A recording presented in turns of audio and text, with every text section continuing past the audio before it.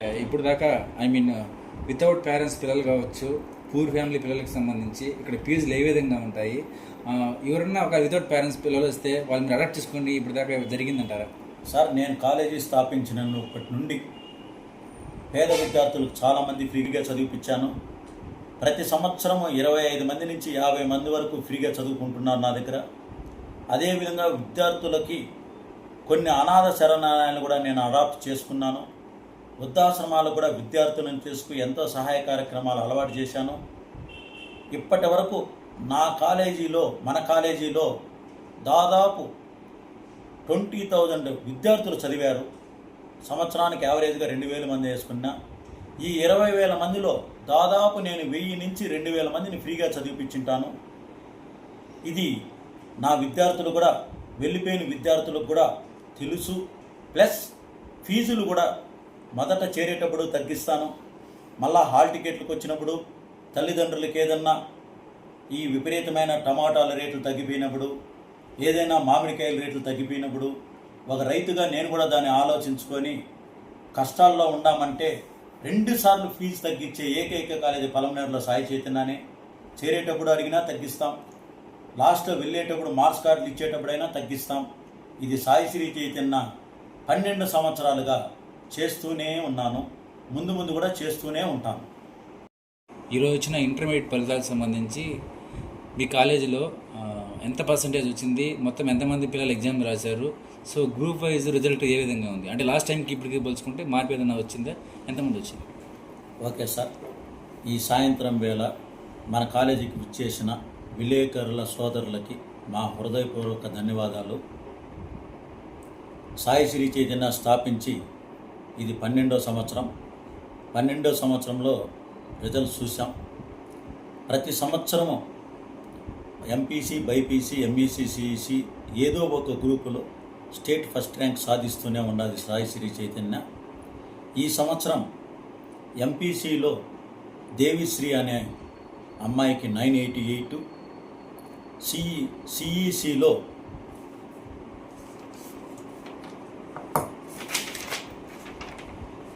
77, బైపీసీలో హారికారెడ్డి అనే అమ్మాయికి 987, ఎంఈసీలో కీర్తి అనే అమ్మాయికి 962. ఇలాంటి మార్కులతో పలమనేర్ టౌన్ ఫస్ట్ సాధించాము.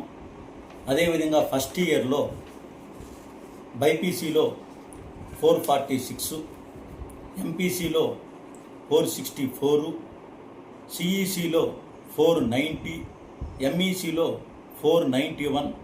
ఇలాంటి ఫస్ట్ మార్కులు కాకుండా సీక్వెన్స్ 491, 490, 489, 487. సాయి శ్రీ చైతన్యకు మొదటి నుంచి ఉండే ఒక ఆలోచన, ఒకరికో ఇద్దరికో ర్యాంకులు సాధించే దాన్ని మేము ఎప్పటికీ పరిగణనలోకి తీసుకోకుండా సీక్వెన్స్ను బాగా మెయింటైన్ చేసి వచ్చాం. ఈ సీక్వెన్స్నే ఈ 12 సంవత్సరాలు తల్లిదండ్రులు కూడా మమ్మల్ని బాగా నమ్మారు. ఒక క్రమశిక్షణ కానీ, చేరితే వీళ్ళు ఖచ్చితంగా పాస్ చేస్తారనే కానీ అనే నమ్మకాన్ని మా మీద ఉంచారు. కాబట్టి ఏదో ఒకరికో ఇద్దరికో ర్యాంకులు వచ్చి వాళ్ళ ఫోటోలు వేసుకొని పలమనేరు, పుంగునూరు రక్షించే కాన్సెప్ట్ని సాయి శ్రీ చైతన్య ఎప్పటికీ ఇష్టపడదు. ఎంతసేపు చేరిన విద్యార్థి పాసు కావడానికి కానీ, మంచి మార్కులు సాధించడానికి కానీ, మంచి క్రమశిక్షణలో పెట్టడానికే మేము ముందుకు పోయాం. ఇదే విధంగా పలమనేరు విలేక సోదరులు కూడా మాకు సహకరించారు, తల్లిదండ్రులు సహకరించారు. నెక్స్ట్ ఈ మేలో జరిగే ఇంప్రూవ్మెంట్ ఎగ్జామ్స్కి ఇప్పుడు ఏ స్టేట్ ర్యాంక్ విద్యార్థులకైతే 1 మార్కు 2 మార్కులు తగ్గాయో మళ్ళా వాళ్ళకి రీట్రైనింగ్ పెట్టి మళ్ళా ప్రథమ స్థానంలో రావడానికి ప్రయత్నిస్తాం. అన్నిటికంటే ముఖ్యంగా మమ్మల్ని నమ్మి మా దగ్గర చేరి ఫెయిల్ అయిన విద్యార్థులకు ఖచ్చితంగా ఈ నెల రోజులు దగ్గరుండి వాళ్ళని పిలిపించుకొని ప్రతి ఒక్కరిని ఆయా సబ్జెక్టుల వైజు వాళ్ళను పాస్ చేసి తల్లిదండ్రులకు మళ్ళా వాళ్ళని సగౌరవంగా అప్పచెప్తాం. ఇది సాయి చైతన్య ప్రతి సంవత్సరము చేస్తూనే ఉన్నాం, ముందు కూడా చేస్తాం.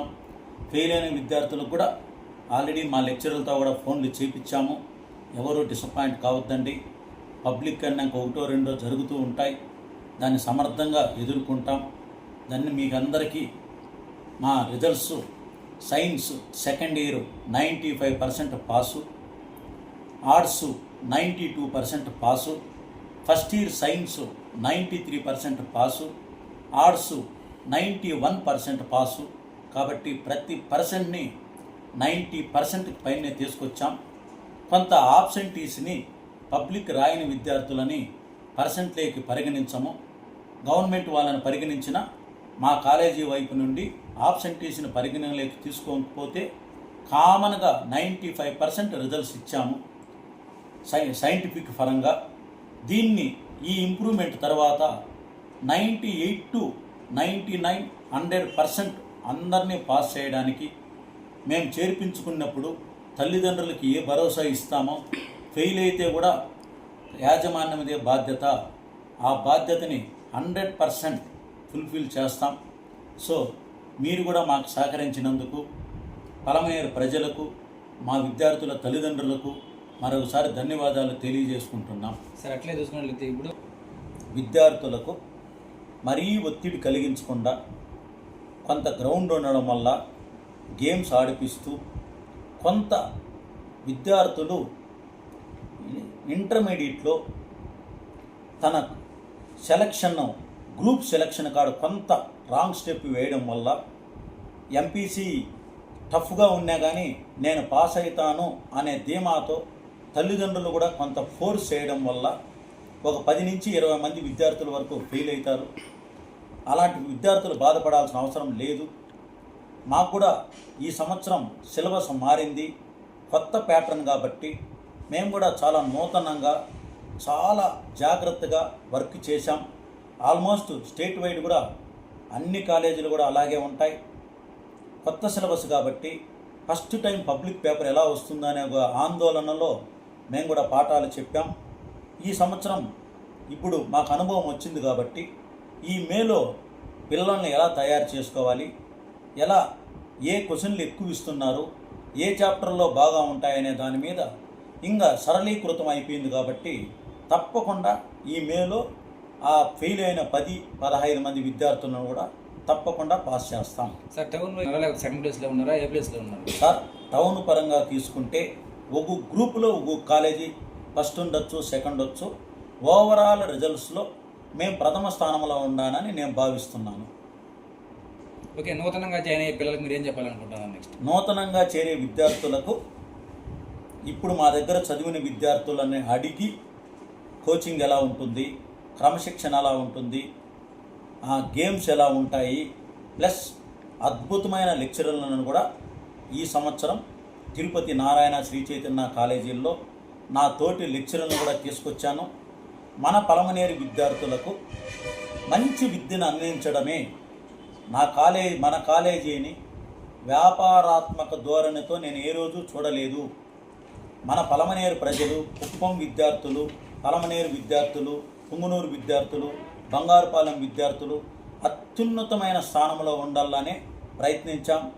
మా అదృష్టము శాత్తు యూపీఎస్సీలో కూడా జయశ్రీ అనే అమ్మాయి 360 ఇండియా ర్యాంక్ సాధించడం కూడా సాయి చైతన్య కాలేజ్, మన ఎంబీఆర్ కాలేజీ సగర్వంగా చాలా గర్వపడ్డాం.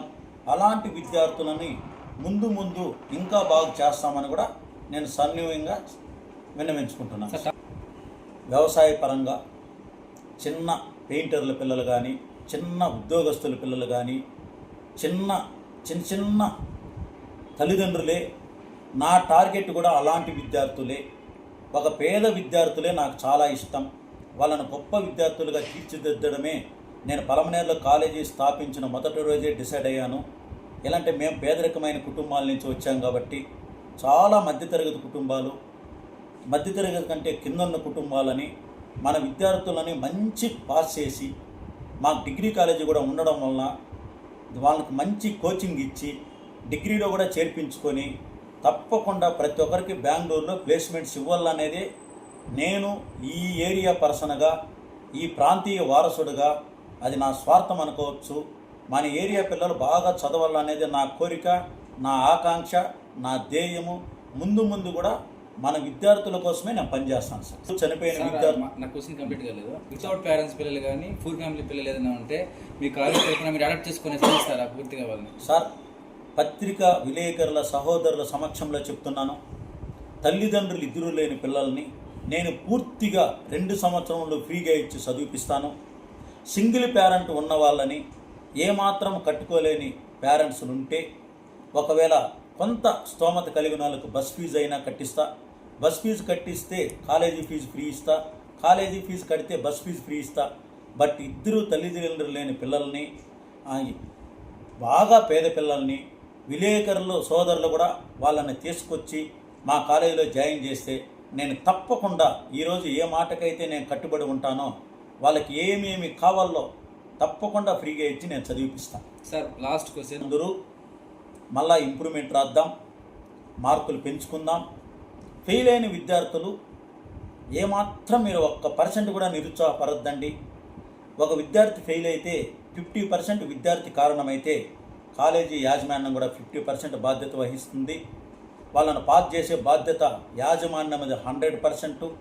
ప్రతి విద్యార్థిని నేను కాలేజీకి పిలిపించుకొని ఏ సబ్జెక్టులు ఇబ్బంది పడుతున్నారో వాళ్ళని తప్పకుండా మా సొంత బిడ్డల్లాగా పాస్ చేస్తానని నేను విన్నవించుకుంటాను.